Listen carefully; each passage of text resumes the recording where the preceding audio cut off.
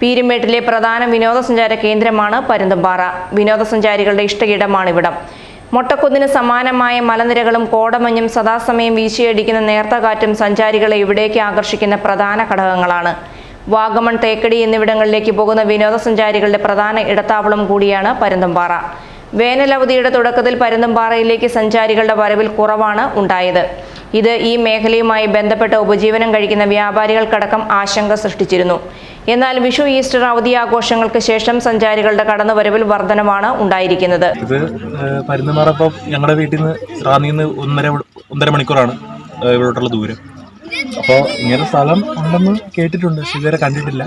വന്നപ്പോൾ ആണെങ്കിലും നല്ല സ്ഥലമാണ്. നമ്മൾ ഇപ്പം ഇത്രയും തൊട്ടടുത്ത് ഇത്ര നല്ലൊരു സ്ഥലം ഉണ്ടെന്ന് പറയുമ്പോൾ അത്ഭുതമായിട്ടൊരു കാര്യമാണ്. ഇപ്പം ഉച്ചയായതിൻ്റെ കുറച്ച് വെയിലുണ്ട്, അതല്ലാതെ കുറച്ച് കഴിഞ്ഞ് വന്നായിരുന്നെന്നുണ്ടെങ്കിൽ നല്ലൊരു ഇതാണ്. ഇവിടെ വൈകിട്ട് കോടമഞ്ഞൊക്കെ ഉണ്ടെന്ന് കേട്ടിട്ടുണ്ട്. അപ്പം നമ്മൾ ആ സമയത്ത് വരാൻ പറ്റിയില്ല, എൻ്റെ സങ്കടമുണ്ട്. പക്ഷേ എന്തായാലും നല്ല സ്ഥലമാണ്, മൊത്തത്തിൽ ഇഷ്ടപ്പെട്ടു. ഫാമിലിയായിട്ടാണ് വന്നത്, എല്ലാവർക്കും ഇഷ്ടപ്പെട്ടിട്ടുണ്ട്.